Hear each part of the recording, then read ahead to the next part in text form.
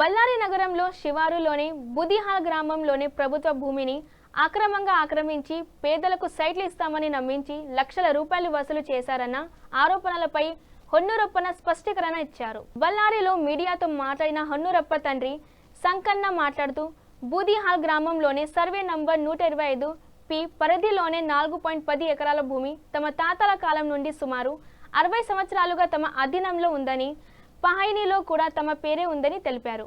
తమకు ఉన్న పేదరికం, ఆరోగ్య సమస్యలు, పిల్లల పెళ్లిల ఖర్చుల కారణంగా కొంతమంది బంధువులకు మరియు నిరాశ్రయులకు గుడిసెలు వేసుకునేందుకు డబ్బులు తీసుకొని అనుమతి ఇచ్చినట్లు చెప్పారు.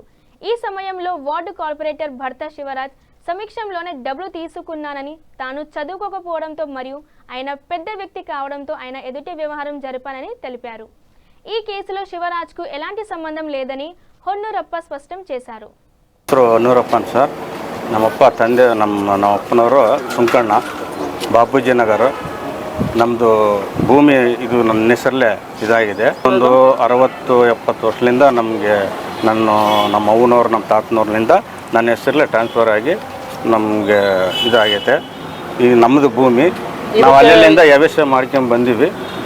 ಅದ್ರ ನಾವು ಇವಾಗ ಕಷ್ಟ ಇದಾಗಿ ನಾವು ಮಕ್ಕಳು ಮದುವೆ ಮಾಡಿ ನಮ್ಮ 4 ಹೆಣ್ಮಕ್ಳು ಮದುವೆ ಮಾಡಿ ನಾನು ಭಾರಿ ಕಷ್ಟದಾಗಿ ಸಾಲ ಸಂಬಂಧ ಮಾಡಿ ಇದು ಮಾಡಿ, ಯಾಕಂದ್ರೆ ಇಲ್ಲ ಸರ್, ನಾವು ಹಿಂಗೆ ಬರುವ ಇದರಂತ ನಮಗೆ